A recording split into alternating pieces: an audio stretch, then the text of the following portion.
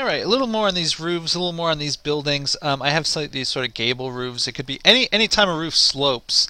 What you're going to have to do is add some shading on the roof to give it the effect of that slope. Really good for residential housing to do these moves.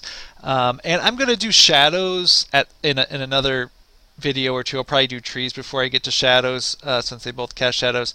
But there is a little bit of relationship between shade and shadow, and I am doing shade here, so I'll speak to that a little bit. What I'm going to do is I am going to lock this roof layer here, and I'm going to make a new layer and call it roof shade. And what I'm going to do is just draw the shade in where I think it's going to be.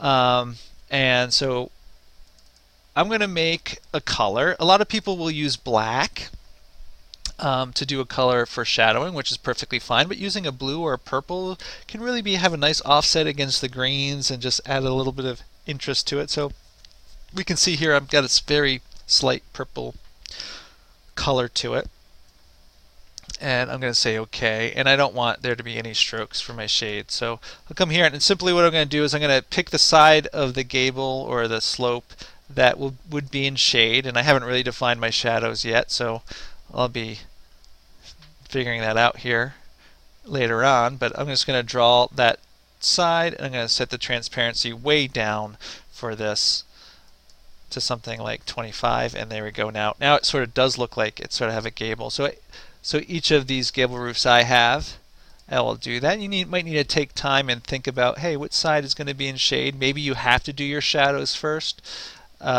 keeping in mind that usually in the northern hemisphere where most people are, the sun is on the southern side, so that's why I know it's going to be on the upper sides of these two. Left and right really don't matter too much technically, so that'll be up to me, but I will just do that, set them all to 25% there.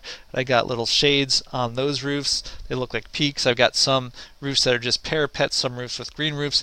You can do all these things and have fun and really start to get a nice building. And this is starting to come along, but when I get to shadows, for the rest of the shadows, you can see how these shadows or the shade of these roofs really start to make these roofs pop. This building will really start to come alive. The whole drawing will start to come alive when you do shadows, which is generally true for any drawing.